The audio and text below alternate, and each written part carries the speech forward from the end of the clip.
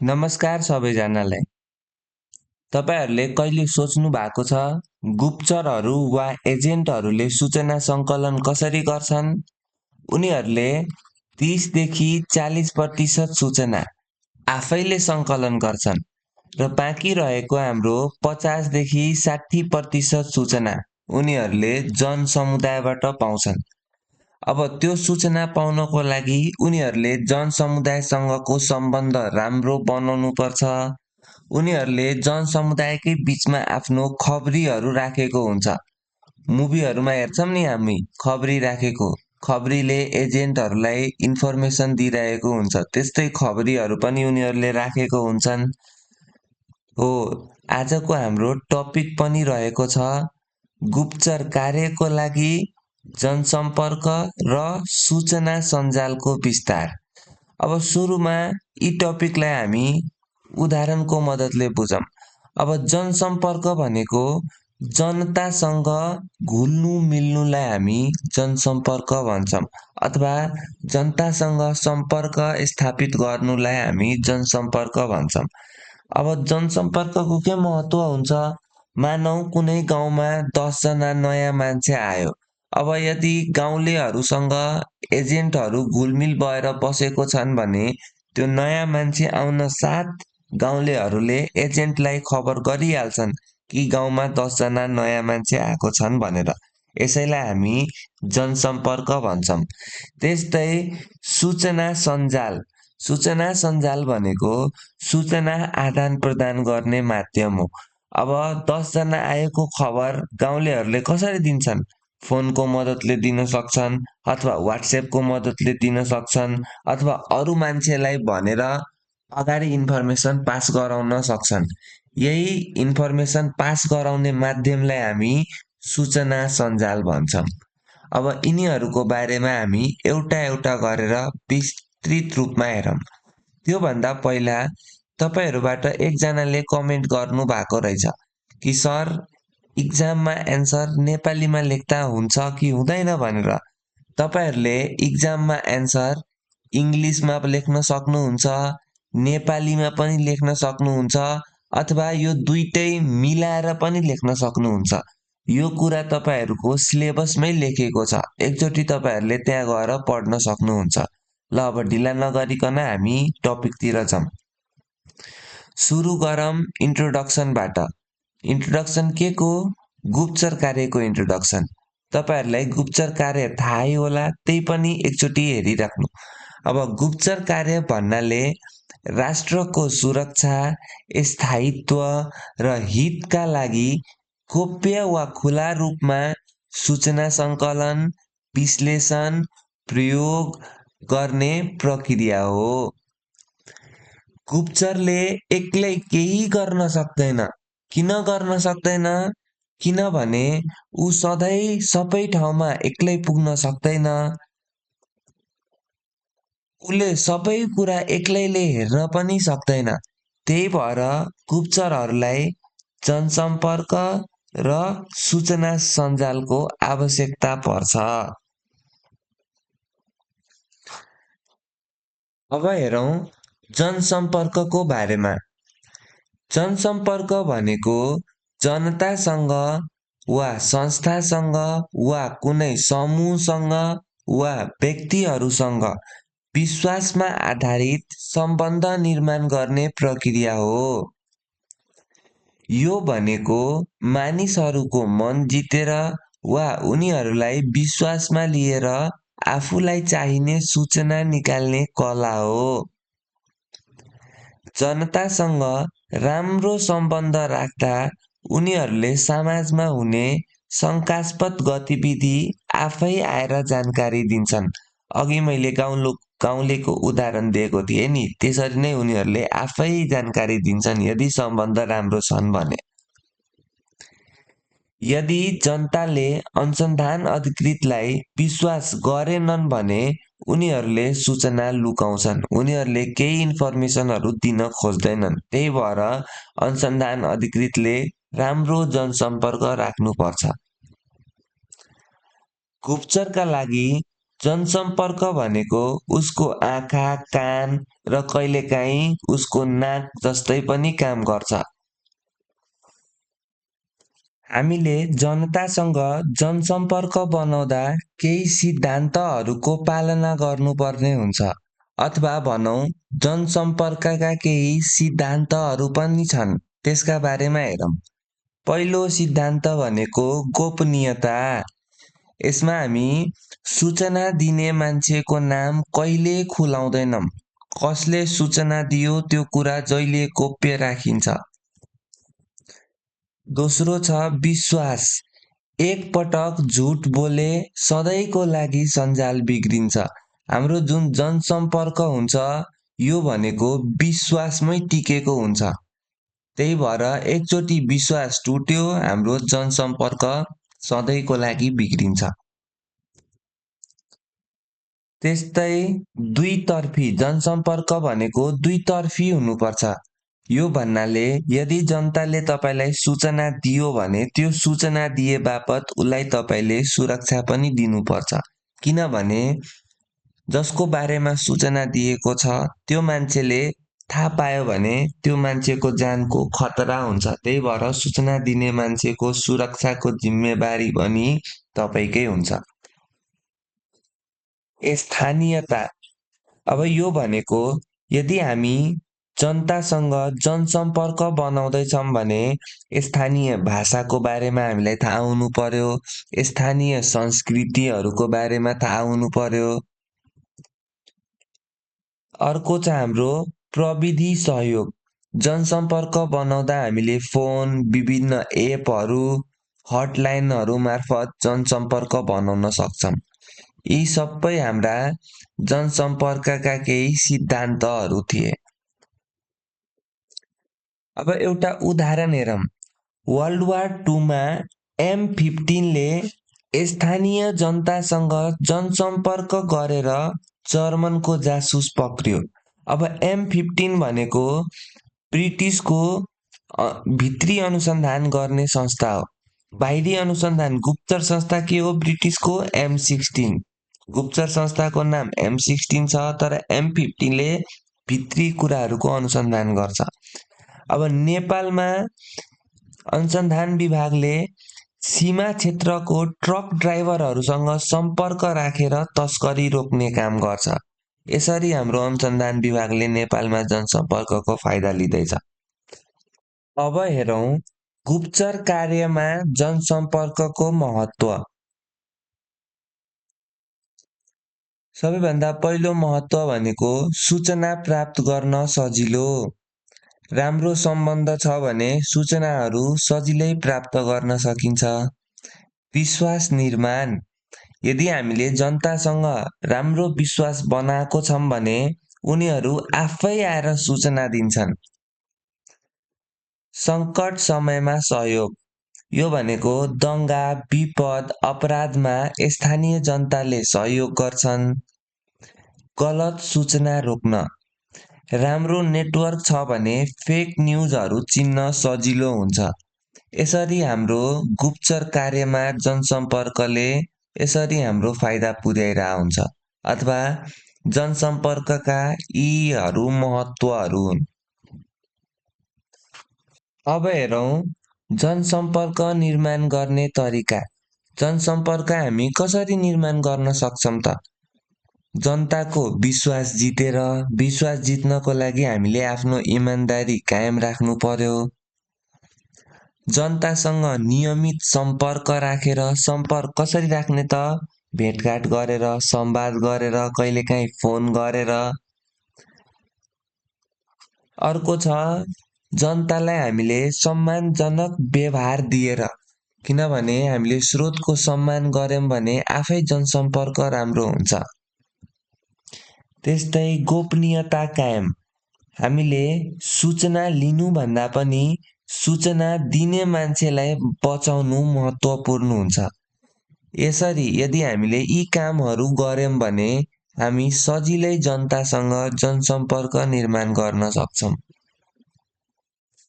जनसम्पर्क पछाडि अब कुरा गरौँ सूचना सञ्जालको बारेमा। यसलाई हामी इन्फर्मेसन नेटवर्क पनि भन्छौँ।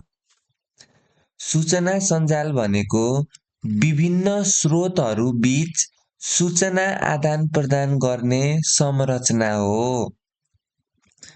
सूचना सञ्जाल भनेको व्हाट्सएप ग्रुप जस्तै हो, तर व्हाट्सएप ग्रुपमा हाम्रो फेक न्युजहरू पनि फरवर्ड हुन्छ, तर सूचना सञ्जालमा हाम्रो रियल कुराहरू मात्रै फरवर्ड हुन्छ अथवा रियल इन्टेलिजेन्सहरू मात्रै फरवर्ड हुन्छ, त्यहाँ फेक कुराहरू कहिल्यै फरवर्ड हुँदैन।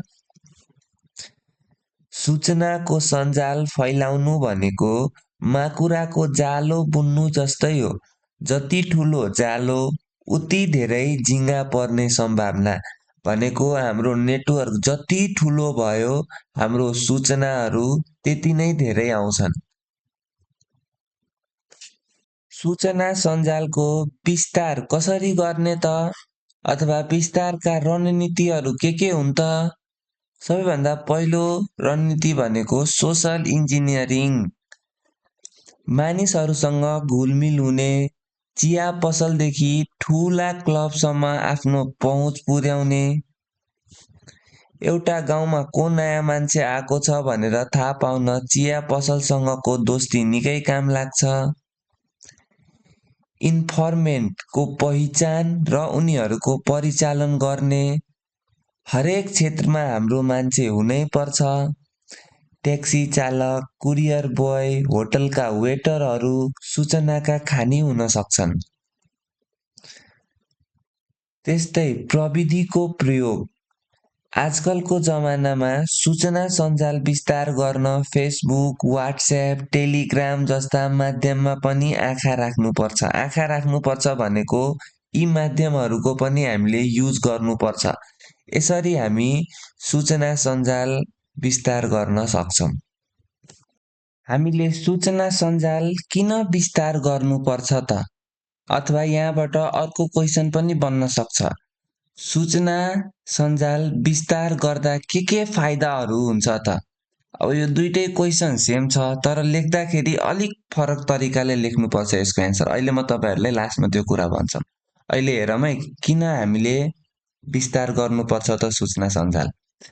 पहिलो छ यथार्थ सूचनाको प्राप्तिको लागि। समाजको तल्लो तहसम्म पहुँच पुग्दा प्रविधिले समात्न नसकेका सूक्ष्म र वास्तविक सूचनाहरू सङ्कलन गर्न सकिन्छ। अपराध नियन्त्रण र न्यूनीकरण। सूचनादाताहरूको बलियो जालो भएमा अपराधीहरूलाई लुक्ने ठाउँ रहँदैन, जसले गर्दा अपराध दरमा कमी आउँछ। राज्यको आँखा र कानको विस्तार। एउटा कर्मचारी सबै ठाउँमा पुग्न सक्दैन, तर ठुलो सञ्जाल भएमा राज्यको उपस्थिति नभएको ठाउँको खबर पनि सजिलै प्राप्त हुन्छ। पूर्वानुमान र पूर्व सतर्कताको लागि। कुनै पनि घटना घट्नु अगावै त्यसको सङ्केत पाउन र ठुला दुर्घटना जस्तै दङ्गा, आतङ्ककारी हमला टार्न मद्दत पुग्छ।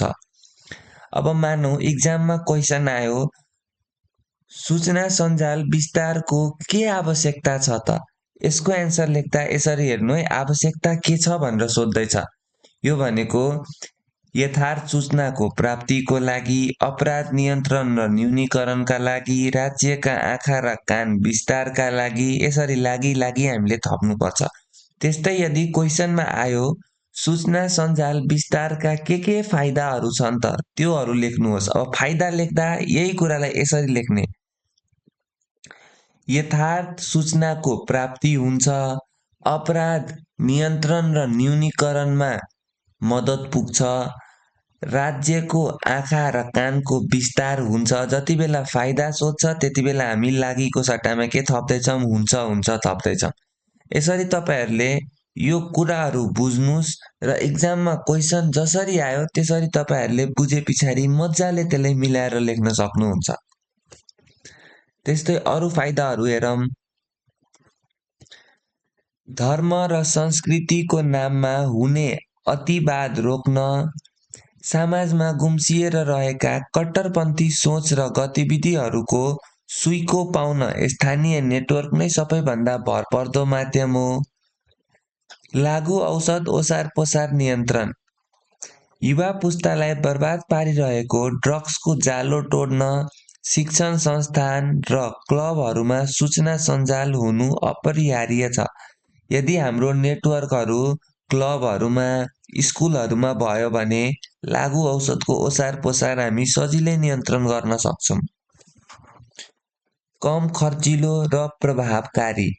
प्रविधि जडान गर्न अर्बौं खर्च हुन्छ, तर एउटा भरपर्दो सुराकीले चिया गफमै त्योभन्दा कयौं गुणा बहुमूल्य सूचना दिन सक्छ।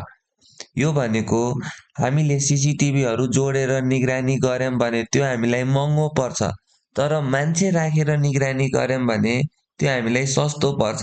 किनभने मान्छेलाई हामीले चिया खाजा खुवाएर टार्न सक्छौँ, जसले गर्दा हाम्रो खर्च कम्ती हुन्छ। नागरिक र प्रशासन बीचको खाडल कम गर्न। जनसम्पर्कले गुप्तचर विभागप्रतिको डर हटाउँछ र जनतालाई हामी राज्यको सुरक्षा सहयोगी हौं भन्ने भावना पैदा गराउँछ। हामीले जनसम्पर्क गरिराख्यौं भने पुलिसहरूसँग सिआइबीहरूसँग जुन जनताको डर हुन्छ त्यो मेटिँदै जान्छ र उनीहरूलाई पनि राज्यको लागि केही सहयोग गरौँ भन्ने भावना जाग्छ। त्यही भएर हामीलाई सूचना सञ्जाल विस्तारको आवश्यकता पर्छ, अथवा यी नै हाम्रो सूचना सञ्जाल विस्तारका फाइदाहरू हुन्। हामीले जनसम्पर्क स्थापित गर्दा र सूचना सञ्जालको विस्तार गर्दा केही चुनौतीहरूको पनि सामना गर्नुपर्ने हुन्छ। अब त्यो चुनौतीहरू केहरू हुन् त्यसका बारेमा हेरौँ। सबैभन्दा पहिलो चुनौती भनेको दोहोरो चरित्रका एजेन्टहरू। तपाईको सञ्जालमा रहेका मान्छेहरूले तपाईलाई सूचना दिएको नाटक गरेर उता अपराधी वा अर्को पक्षलाई तपाईको योजनाको जानकारी दिइरहेको हुन सक्छ। दोस्रो छ राजनीतिक हस्तक्षेप। कहिलेकाहीँ बलियो सूचना सञ्जाललाई राजनीतिक शक्तिले आफ्नो स्वार्थमा प्रयोग गर्न खोज्छ। व्यावसायिक गुप्तचरी र राजनीतिक प्रभाव बीच सन्तुलन मिलाउनु ठूलो अग्नि परीक्षा हो। विश्वासको सङ्कट र डर।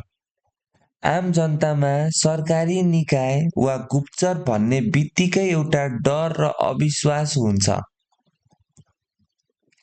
सूचना दिएर म नै पक्रिन्छु कि भन्ने उनीहरूलाई लाग्छ। त्यही भएर उनीहरूले सूचना दिन खोजिरहेका हुँदैनन्। त्यस्तै अन्तिम छ सूचनाको शुद्धता र पुष्टि। कहिलेकाहीँ सूचनादाताले आफ्नो व्यक्तिगत रिसवी साध्नका लागि निर्दोष मान्छेको विरुद्धमा गलत सूचना दिन सक्छन्। त्यही भएर हामीले सूचना लिँदा त्यसको भेरिफिकेसन जहिले गर्नुपर्छ। यीहरू केही चुनौतीहरू थिए जुन कि हामी जनसम्पर्क स्थापित गर्दा र सूचना सञ्जाल विस्तार गर्दा हेर्न सक्छौँ। अब हेरौँ यिनका समाधानहरूका उपायका बारेमा। सुरक्षा र गोपनीयताको ग्यारेन्टी दिने, सूचनादाताको पहिचान पूर्णतः गोप्य राख्ने प्रविधिको प्रयोग गर्ने, जस्तै सूचना दिने मान्छेहरूलाई कोड नामको प्रयोग गर्ने। यदि उनीहरू सुरक्षित महसुस गर्छन् भने मात्र लामो समयसम्म काम गर्न सक्छन्। त्यस्तै निरन्तर तालिम र क्षमता विकास। अनुसन्धानमा संलग्न कर्मचारीहरूलाई मनोविज्ञान, भाषा र स्थानीय संस्कृति बुझ्ने विशेष तालिम दिनुपर्छ ताकि उनीहरूले जनतासँग सजिलै घुलमिल हुन सकोस्। त्यस्तै जनताहरू बीच जनचेतना अभियान चलाउनुपर्छ। यदि जनताहरूलाई सूचना दिनु राष्ट्रिय कर्तव्य हो भन्ने कुराको महसुस भयो भने उनीहरूले मज्जाले सूचना दिन्छन्। त्यस्तै जनतासँग हामी नजिकिनु पर्छ। हामी जति धेरै जनतासँग नजिकियौं त्यति धेरै हामीले सूचना पाउँछौं। अब चुनौतीहरू जतिसुकै पहाड जस्ता भए पनि एउटा कुशल गुप्तचरले आफ्नो धैर्यता, प्रविधि र मानवीय सम्बन्धको त्रिकोणात्मक प्रयोगबाट त्यसलाई समाधान गर्न सक्छ। यो लाइन तपाईहरुले रट्नु है। यदि चुनौती अथवा समाधानका उपायहरू सोध्यो भने यो लाइन त्यहाँ लेख्नु। यो लाइनले तपाईको 1 नम्बर थपिदिन्छ। अब यति पढेर हामी के निष्कर्ष दिन सक्छौं त? गुप्तचर कार्य सफल हुनका लागि जनसम्पर्क बलियो हुनुपर्छ, सूचना सञ्जाल व्यापक हुनुपर्छ। विश्वासमा आधारित जनसम्पर्क र प्रविधि सम्मत सूचना सञ्जाल बिना गुप्तचर कार्य अधुरो रहन्छ। आजको भिडियोमा यति नै थियो। यदि तपाईहरुलाई भिडियो मन पर्यो भने लाइक गर्नुहोला, साथीसँग शेयर गर्नुहोला, साथै केही प्रश्नहरू छ भने तल कमेन्ट गर्नुहोला। छिट्टै म अर्को भिडियो लिएर आउने छु। त्यतिबेरसम्म सबैजना स्वस्थ रहनुहोस्, मस्त रहनुहोस् र लोकसेवाको तयारीमा डटिरहनुहोस्। धन्यवाद।